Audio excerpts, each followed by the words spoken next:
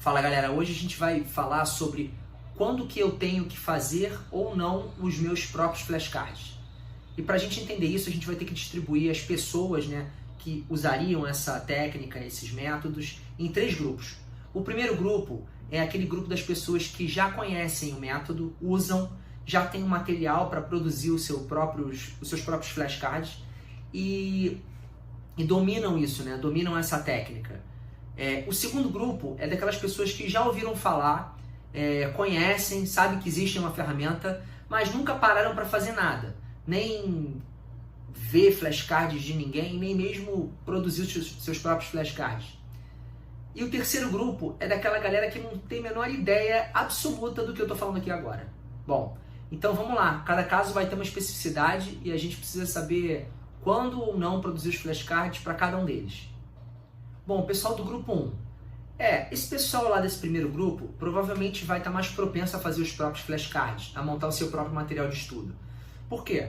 Porque já tem uma propriedade de como que constrói aquilo, já conhece como o método funciona, já deve ter um material de apoio bom e quer dar um pouco o toque pessoal para aqueles flashcards, para que estudar seja algo mais fácil, para que você se identifique ali e tenha motivação de continuar sempre revisando.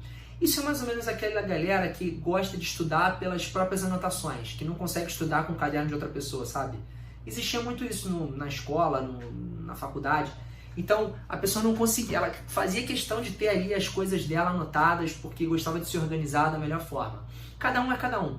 E quando a gente fala de flashcards, é muito pessoal porque a forma como a gente memoriza essas coisas, elas podem seguir caminhos bem diferentes que dependem do nosso padrão de memorização. E esse padrão de memorização ele vai se basear primeiro num conceito básico que é a gente tentar atomizar o conteúdo. É o que eu falo de tornar ele em porções de conhecimento cada vez menores, como se fossem mini questões. Essas mini questões é que vão fazer você poder exercer o estudo ativo de uma forma mais rápida, mais suave e que vai dar sempre aquela impressão de que você pode parar e continuar de qualquer momento, que você não vai ter interrompido nada. Bom, então quando a pessoa conhece o que é memorização por repetição espaçada, por estudo ativo, o que é flashcard, quais são os aplicativos, já ouviu falar do Anki, já manipula o Anki, e ela tem um material bom para poder já te extrair do material essas mini questões e colocar lá em formato de conteúdo atomizado, aí eu acho que ela vai estar mais propensa a fazer isso. Ela se sente mais à vontade, mais confortável, e isso vai fazer com que o estudo dela tenha uma eficiência melhor, Porque a gente vai se sentir ali mais em casa com o nosso material. Além de ter um controle sobre o que está sendo produzido ali, não vai necessariamente ter que confiar no material de outra pessoa, porque a gente sabe exatamente o que foi colocado. Então isso para quem está estudando há mais tempo, para quem tem já um tempo aí de revisão já grande, com material, talvez não esteja naquela fase de ser exposto às matérias pela primeira vez, já está em um ciclo de revisões, e tem um tempo aí grande para poder produzir os flashcards, validar aquele conjunto de flashcards, quais que precisam permanecer, quais que ficaram ruins e tem que sair. Se a gente tiver essa conjuntura, vale a pena. Mas mesmo assim é importante ter em mente que quando a gente vai produzir esse material, ele tem um tempo grande para ser depurado, para ser produzido. Primeiro porque a gente precisa extrair isso de algum lugar, E isso tem sempre que ser levado em conta durante o nosso tempo de estudo para um concurso ou para um exame, porque o tempo vai ser rivalizado ali, entre você produzir e gerenciar o seu material e você de fato cair dentro e estudar. Mas pensa só comigo, o que é a gente fazer o flashcard ou a gente ter um caderno organizado com as nossas próprias anotações? Isso tudo veio do conteúdo de alguém, Alguém produziu esse conteúdo, passou pra gente, seja numa aula, numa apostila, num e-book, ou até num vídeo, e você foi lá e fez a sua interpretação do que é mais importante, anotações adicionais, você foi customizando ali, você foi editando, personalizando aquele material para que ele ficasse um pouco mais com a cara e o padrão mental que você dá para o entendimento daquele assunto. Ótimo, beleza, os flashcards são exatamente isso. É a forma como você vai construir o padrão mental de associações para você poder memorizar aquele conteúdo de uma forma que ele agregue conhecimento para você em relação àquela matéria. E aí você vai segmentando isso dentro da sua cabeça. Beleza. Mas se isso tudo foi feito a partir do conteúdo de alguém, é porque você pode pegar esse material pronto de alguém e trabalhar em cima dele, né? Então, talvez valha a pena para essa pessoa que já conhece método, já tem material e já está adaptada, já está, enfim, já está ali dentro do dia a dia dela, essa rotina, esse trabalho de produzir os próprios flashcards, pode ser que valha a pena para ela separar um pouco entre o que é essencial e não essencial, ou o que é estratégico para você atuar gastando seu tempo fazendo flashcards e o que não é. E eu costumo considerar estratégico duas coisas. Aquelas em que eu tenho uma identificação muito grande com a matéria e que eu posso, de fato, me debruçar ali e construir um material melhor, porque eu já tenho conhecimento adquirido muito grande, então eu posso botar muitas informações adicionais, eu posso personalizar muito ali com todos os insights e links que eu já estudei e já tenho mais ou menos na minha memória ao longo do meu estudo, então eu posso produzir um material que fica muito acima de qualquer coisa que eu encontre pronta já, né? Então isso aí talvez valha a pena você dedicar algum tempo para fazer. Agora, a outra coisa que eu considero estratégica também é um material que talvez seja extremamente importante para a prova, alguma coisa que seja extremamente relevante, que cai com certeza, ou que vale muito mais ponto do que o resto, ou que seja até muito difícil de você conseguir digerir, de você conseguir memorizar. Então talvez aí vale um trabalho de você dedicar tempo na produção dos flashcards, porque isso em si já é um trabalho de estruturação do conhecimento dentro da sua cabeça. Então quando você terminar de fazer os flashcards, você meio que já até conhece assim, um mapa daquela matéria. E aí o processo de revisão com os flashcards vai só consolidar esse processo. Então pode ser interessante também. Agora, tem coisas que eu acho que não são estratégicas, que aí são aquelas matérias que caem mais ou menos em todos os concursos, ou que estão sempre por aí, né? Qualquer lugar você encontra material sobre isso, que são o que eu chamo de matérias commodity. São aquelas commodities por quê? Elas são comuns, são fáceis de encontrar, porque elas estão sempre sendo cobradas. E aí vão alguns exemplos, como matemática financeira, finanças, talvez probabilidade estatística, português ou até línguas estrangeiras. Então essas eu acho que o que vale a pena é você tentar buscar, se você encontrar, algum tipo de material, flashcard que já esteja pronto, né? E aí você consegue dar uma revisão nele, você consegue fazer uma adição de conteúdo nele, você consegue melhorar aquele material para que ele fique um pouco mais com a sua cara, para que ele incorpore detalhes que talvez tenham passado ali batido do material já pronto, mas você lembrou, ó, isso aqui também é importante. Ah, essa matéria aqui tem esse bizu que o professor já deu. E aí você consegue dar um toque de personalidade naqueles cards ali, e isso você vai garantir que o próprio processo de revisão espaçada e estudo ativo já consolide esses bizus, essas suas anotações junto com a matéria na sua memória. Você não precisa mais ficar ali sincronizando o caderno com flashcard, você consegue colocar tudo ali, porque você consegue editar esses flashcards já prontos. E aí a vantagem é porque você vai ter os seus decks, os seus baralhos flashcard prontos e com o toque especial que você tem na hora de estudar. Só que você não vai gastar aquele tempo todo que você precisaria montando tudo do zero, pegando material, tendo que segmentar lá os bits de conhecimento, atomizando aquele conteúdo, montando as mini perguntas, montando as respostas. Você já traz isso meio que pronto, só valida o que você acha que faz ou não faz sentido, dá uma filtrada, né? E aí você vai e incorpora mais conhecimento ali em cima, mais informações, e isso aí vai tornar o seu flashcard mais personalizado. Então, para as pessoas que já conhecem o método, já têm o hábito de produzir material e gostam, precisam estudar dessa forma, de um jeito mais personalizado, pessoal, vale a pena levar em conta essa relação do que é estratégico, o que não é, para ver onde você precisa gastar mais tempo. Beleza? Agora, o pessoal do segundo grupo, que é aquela galera que já ouviu falar, mas nunca pegou para estudar usando flashcards, muito menos pegou para fazer um flashcard, eu particularmente sugiro pegar algum material pronto, flashcard pronto, e editar. Editar eles para que eles fiquem com a sua cara. Igual o exemplo que eu dei lá para o pessoal do primeiro grupo, só que para esse caso aqui, eu diria que a maior parte do conteúdo deveria ser pego de outro lugar, já pronto, para você poder só dar um toque especial.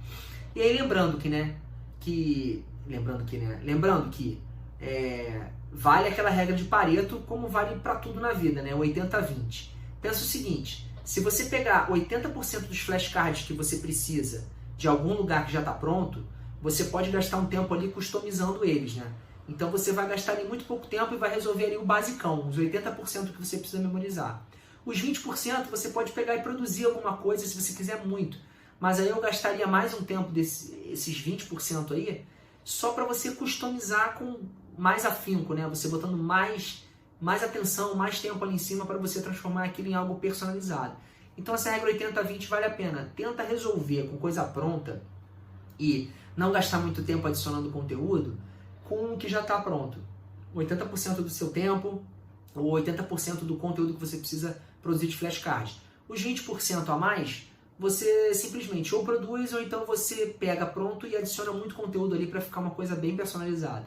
Pronto. Aí você vai ter 80% resolvido, que vai resolver aí o basicão que você precisa para memorizar.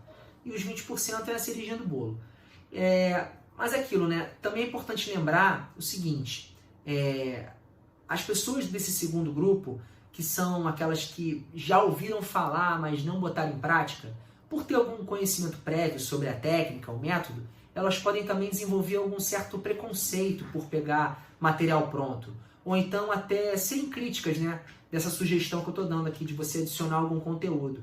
Normal, a gente foi criado para ter uma consciência crítica, né, para poder duvidar das coisas e querer sempre saber se pode ser feito de uma forma melhor. Isso é normal. E também quando a gente fala de estudo, de memorização, a gente de fato quer uma coisa mais personalizada, porque os nossos padrões de memorização, nossos padrões de estrutura de conhecimento dentro da cabeça, eles são diferentes para cada pessoa. Eles podem estar influenciados por várias outras componentes sensoriais aí, né? Por exemplo, se você consegue ver e ouvir uma coisa, você decora melhor do que só lendo. Se você consegue sentir o cheiro de alguma coisa, no caso de alguma aula aí sensorial, por exemplo, você vai ter uma memória mais forte, mais afetiva do que simplesmente olhar ou escutar. Isso é normal. Quanto mais a gente diversifica os sentidos na hora de adquirir um conhecimento, mais a gente desenvolve canais para acessar nossa memória e mecanismos de reforço dessa memória. Então pode ser que para acessar uma memória, você tenha mais de um caminho que vai pela audição, um que vai pelo olfato, outro que vai pela visão. Isso faz com que a probabilidade de você acessar aquele conhecimento fique muito maior. Então, quando você une esses sentidos, pode ser que você tenha uma eficiência melhor para decorar e memorizar as coisas e acessar a sua memória. Então, é isso que vai moldar isso, dentre outras coisas, né, que vai mudar a forma como a gente consegue memorizar e estruturar o conhecimento. Mas pensa só, tudo bem, eu entendo que a dúvida é válida, se você já conheceu esse método, você pode estar aí meio, mas aí eu acho que não fica com a minha cara, não vou querer estudar, vai ficar aquele negócio meio que é dos outros, não acho legal. Tudo bem, vamos parar para pensar no seguinte exemplo. Quando alguma pessoa vai estudar línguas, né, uma língua nova, ou até mesmo uma língua que já conhece, tipo inglês, sei lá, que eu acho que é o caso mais comum aí da maioria das pessoas. Você vai estudar inglês, aí você já sabe inglês.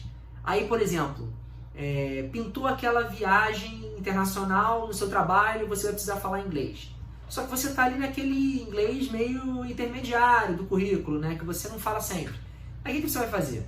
Você vai pegar um professor particular, naquele um mês ali que você tem até a viagem, ou você vai adquirir um aplicativo de línguas, né, como um desses que a gente tem aí para aprender língua pelo celular mesmo, né? E qual é o principal aplicativo que a gente usaria para fazer isso? Não com o nome dele, mas qual o tipo de aplicativo? Se eu falasse pelo nome, acho que a grande maioria ia pensar logo, Duolingo, né? Que é muito famoso, todo mundo usa, né? Tem outros também, mas eu acho que esse aí deve ser um dos que mais se destaca. Pois é, mas eu estou falando do tipo de aplicativo, esses tipos de aplicativo que usam métodos tipo Duolingo, por exemplo. Eles vão basear o ensino, o aprendizado da língua em 2 métodos para você memorizar e treinar a língua, que são muito importantes. O primeiro é o estudo ativo. O estudo ativo é aquele que você vai estar sempre sendo indagado a responder uma pergunta, nem que seja uma mini pergunta, um pedacinho de conhecimento, para que você possa seguir adiante. Então, se você não fizer uma ação, você não segue adiante naquela lição, naquela aula do aplicativo, né? O outro conceito que é muito importante é a memorização espaçada. Porque, olha só, se você começa a estudar uma sequência de palavras, vamos lá, de vocabulário em inglês, por exemplo, E aí vem geralmente o quê? Vem a palavra em inglês e ele pede a tradução em português, ou o contrário, ou tem uma figura e ele pede qual é a palavra. Se você pegar um card que tem exatamente isso, né? A figura e você tem que falar uma palavra. Aí beleza, você foi lá, tentou, acertou, beleza, ou errou e viu a resposta. Se ele mandar o card exatamente de novo, você vai acertar a resposta, você acabou de ver. Não deu tempo de você esquecer, né? Porque passou muito pouco tempo. A menos que você veja, fique 3 horas longe do aplicativo e volte. Mas geralmente isso não acontece, né? Dado que são cards consecutivos que você está vendo ali, exercícios que são um depois do outro. Então, por exemplo, se você pegar uma sequência de 5 exercícios e botar eles todos repetidos, entre o primeiro e o segundo não vai ter diferença nenhuma. O segundo e o terceiro também não. E vai assim até o quinto. Não vai ter a menor diferença. Mas agora, o que o aplicativo vai fazer? Ele não vai fazer isso. Ele vai pegar um conhecimento, vai botar lá num card ou no exercício, e ele vai tentar voltar com esse mesmo exercício ou algo muito parecido com ele, que lembre aquele conhecimento que está embutido ali, em algum outro momento para frente, para que você possa adquirir novos conhecimentos e passe um tempo até que você tenha que refrescar sua memória com aquele conhecimento. E aí esse conhecimento vai e volta. E aí você para e tenta acessar. Ah, era isso. Ou então você não lembra, aí você vê a resposta. E aí ele vai, ele errou. Então vou alocar isso mais para frente de novo, porque isso aqui tá difícil dele memorizar. E é assim que se dá a memorização espaçada. Não adianta fazer uma coisa logo depois da outra. Você tem que dar um tempo para rolar uma curva de esquecimento aí, para você tentar travar ela e reduzir esse decaimento da memória que você está tendo, né? Então, assim funciona a memorização espaçada. E esses aplicativos, eles jogam com isso, estudo ativo e memorização espaçada, beleza? Mas assim, quando você vai aprender esse tipo de conteúdo usando esses aplicativos, ou até aula particular de professor mesmo, você não cria esse material do nada, né? Você não vai lá e mesmo que você já saiba o que é memorização espaçada, estudo ativo em inglês, você não vai criar o seu próprio aplicativo de língua para você estudar, para você revisar. Você vai usar o material que está pronto, você vai lá contratar o especialista que conhece muito bem a matéria, né, o conteúdo e o método. Isso funciona tanto para se for um aplicativo, quanto se você contratar um professor. É análogo, né? Correto? Então, vou dar um exemplo. Eu, por exemplo, já tentei aprender italiano uma vez. Então, na época, eu entrei num cursinho, né? Dá para perceber que eu gosto de cursinho, né? Acho que vocês já notaram. E aí, mas ao mesmo tempo que eu entrei no cursinho, eu também peguei um desses aplicativos de língua e comecei a usar.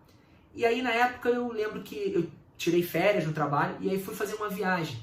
Uma dessas viagens que você passa a maior parte do tempo no carro, dentro do carro, né? Fui pro Jalapão.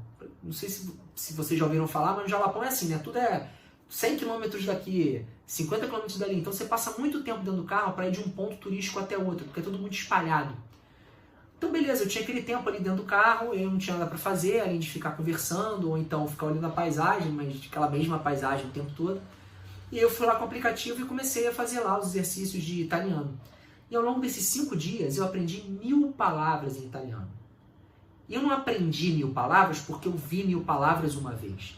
Eu aprendi 1000 palavras porque o aplicativo disse para mim, ó, você aprendeu 1000 palavras. Mas por que ele falou isso? É porque ele considera, segundo o algoritmo de aprendizagem dele, que eu percorri essas 1000 palavras algumas vezes. E várias outras também. Mas foram essas 1000 que eu percorri um número suficiente de vezes para que o decaimento de memória dessas palavras, ele ficasse ali travado. Então eu podia garantir que durante algum tempo eu ia permanecer com aquelas 1000 palavras dentro da minha memória. E atualmente, sei lá, mais de 2 anos depois que eu não estudo italiano, eu lembro alguma coisa. Na verdade, sim, eu lembro bastante coisa. E grande parte dessa memória que eu tenho foi do vocabulário que eu estudei usando isso, usando esse aplicativo. Então, assim, não é porque eu precisava aprender italiano, queria aprender italiano, né? Eu não precisava, eu queria por curiosidade. Que eu fui lá montar os meus flashcards de italiano. Eu peguei e fui no aplicativo, que já tinha o material, já tinha o método. E outra coisa, nesses aplicativos você também pode customizar o tipo de aprendizado que você quer. Se você quer, por exemplo, italiano para culinária, ou francês para culinária. Tem muito isso, né? Que são 2 línguas que estão ligadas à cultura da cozinha, de cozinhar, de comida. Então, muitas pessoas buscam isso, italiano para cozinha, ou francês para cozinha, ou então o mais famoso, o mais comum, que seja inglês para negócios, né? Você talvez não vai encontrar lá exatamente do seu nicho lá, especializado, mas no nicho de negócios como um todo, você vai ter uma série de vocabulários e coisas do mundo corporativo que podem fazer mais sentido para você do que procurar por inglês em aberto, né? Então, esses aplicativos possibilitam você também de customizar um pouco e nichar mais o conhecimento, né? E pode ser até que você encontre opções de nichar dentro da sua área de atuação mesmo, tá? Então, assim, além de você usar um método que já está estabelecido dentro do aplicativo, com o conteúdo que já está lá bem elaborado, você ainda consegue também customizar aquilo. E a mesma coisa com os flashcards. Você não precisa necessariamente montar tudo do zero. Você pode pegar e customizar eles. Se você conhecer um especialista que já produz esses flashcards e que seja bem nichado para aquilo que você precisa, sorte sua, ótimo, perfeito. Pega dele e começa a adicionar informações ali para você customizar o seu estudo sem ter que gastar tanto tempo, tá? Então, essa é a principal dica para quem está ali no meio do caminho.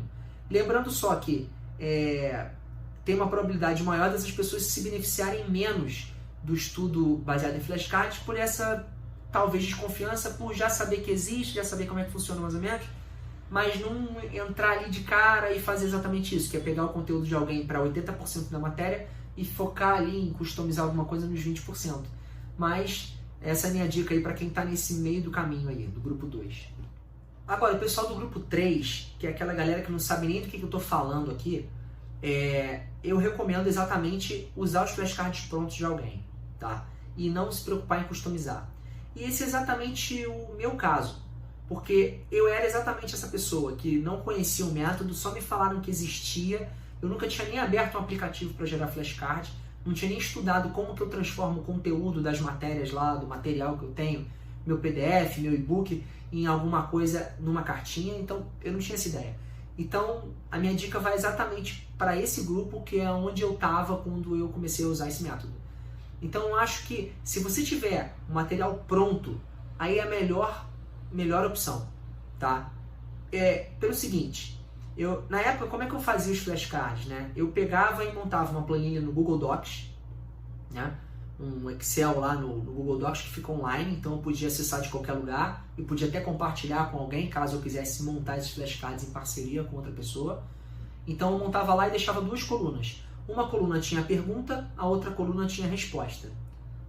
Alguns desses flashcards eles podiam ter imagens, né? Porque, como eu falei, se você associar mais propriedades sensoriais para o aprendizado, mais mecanismos de acesso à sua memória você vai começar a construir. Você começa a montar uma teia que faz com que você consiga acessar essa memória por vários caminhos e aí você tem uma chance maior de lembrar daquele conteúdo. Então, alguns tinham imagens. Então, essas imagens, eu pegava ela da internet, em algum lugar, e colocava numa pastinha no Google Drive. E tinha que dar um nome para ela. Então, eu tinha que ir lá na minha planilha do Google, criar uma terceira coluna e botar o nome da imagem que estava lá para eu poder depois procurar lá no Drive. Depois de fazer isso para, sei lá, uma matéria, ou um deck inteiro, ou um bloco de matéria, enfim, por uma estrutura completa que eu fosse organizar dentro dos meus decks no Anki, aí eu pegava isso tudo e levava lá para o Anki e botava tudo no Anki em batelada.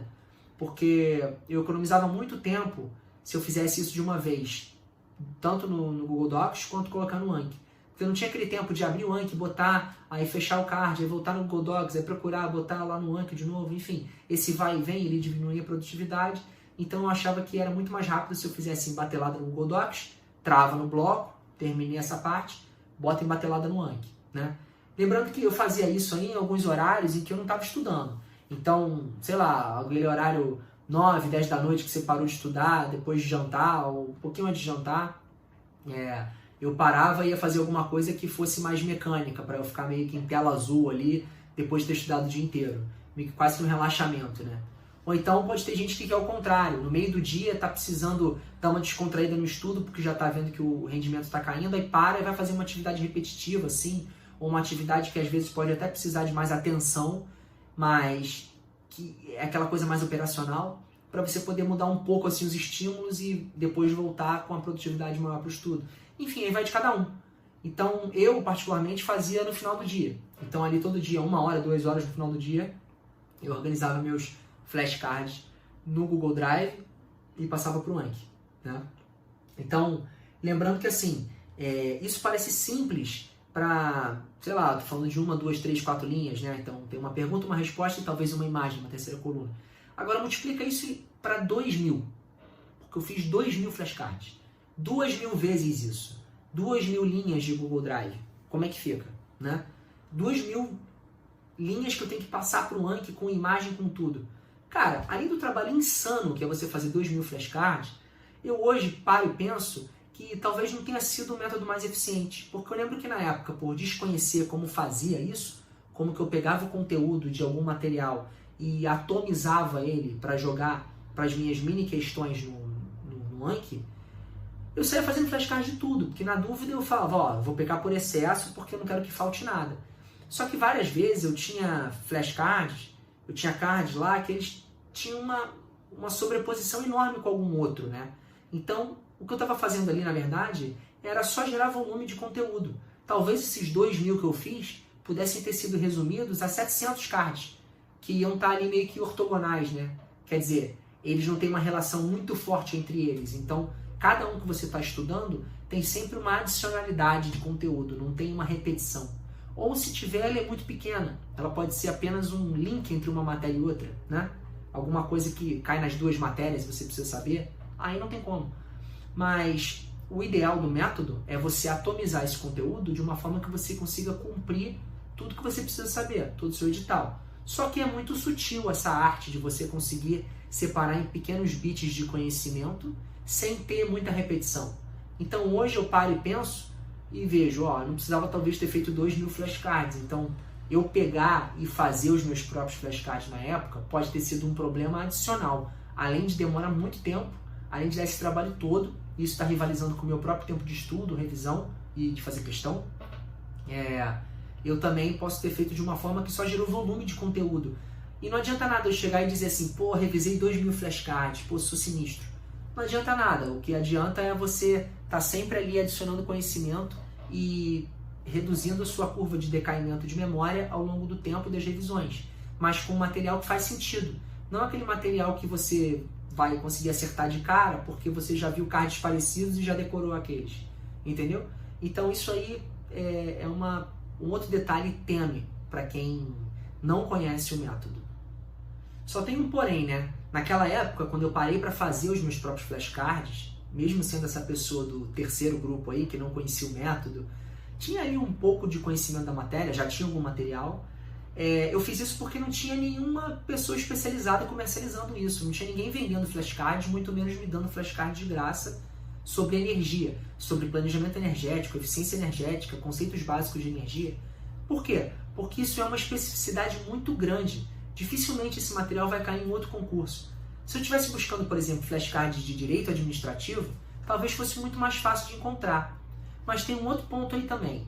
Quando a gente vai procurar flashcard pronto, talvez a gente busque lá na comunidade do Anki, tem algumas coisas que eles colocam lá de flashcard pronto. É sempre aquela dúvida, né? De quem é que eu estou pegando esses flashcards? Será que é uma pessoa que conhece a matéria? Será que é uma pessoa que tem autoridade naquele assunto? Ou será que é uma pessoa que conhece a matéria, mas domina o método? Ou aquela pessoa que conhece a matéria e saiu colocando tudo que é conteúdo lá de qualquer jeito? Entendeu? Então, eu tinha muito esse trabalho, às vezes, de buscar um deck lá de alguma matéria, tipo português, por exemplo. E quando eu ia ver, não estava completo, ou era específica para um concurso, ou tinha um pedaço, mas não tinha outro, faltava ali 10% do que eu precisava saber, 20%, ou então era fraco, era ruim, ou podia estar errado. Esse que é o pior. Porque aí pensa só, são 2 trabalhos. Você vai ter o trabalho de memorizar o conteúdo errado e depois de ter que desmemorizar para aprender o certo. Então ficava com muita dúvida sobre isso. Então eu não recomendo pegar flashcard de quem você não conhece, nunca ouviu falar e que está aí dando sopa na internet. Eu acho que vale a pena você focar em alguma coisa que é de qualidade, porque o tempo que você vai dedicar a esse aprendizado, ele vai ser mais otimizado se você souber que aquilo ali é o melhor material possível. Agora, você não deve preparar os seus próprios flashcards em 4 situações. Bom, deve ter mais, mas as 4 são as que me vêm à cabeça.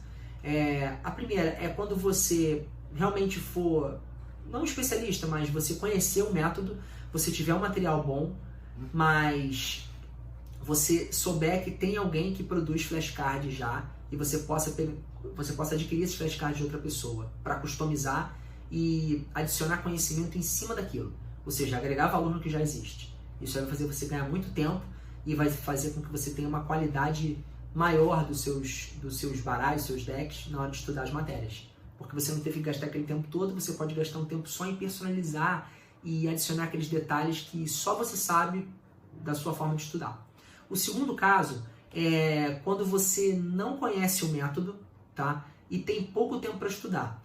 Nesse caso, eu acho que vale muito a pena você tentar arrumar os flashcards de alguém, porque aí você consegue simplesmente pegar e estudar eles. Você não precisa gastar aquele tempo todo. Lembrando que você não vai ter aquele tempo de produzir os cards e também não vai ter aquele tempo de validar para ver quais que ficaram bons, quais que permanecem, quais que saem, e para você ter aquele baralho ótimo que consegue consolidar a matéria sem ter um volume enorme de cartas, tá?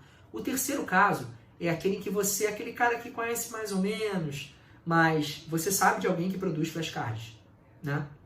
Então, nesse caso aí, você também não deve pegar e produzir os seus próprios flashcards. Vale mais a pena você correr atrás de um conteúdo que já está pronto. Agora, o último caso é quando você conhece um especialista que produz flashcards para aquelas matérias do tipo commodity, em que cai em tudo que é lugar, né? A chance de ter mais especialistas que produzem esses flashcards, embora existem poucos hoje no Brasil, é maior, né? Porque se o conteúdo é especializado, vai ter pouca gente, porque a quantidade de interessados realmente vai ser menor.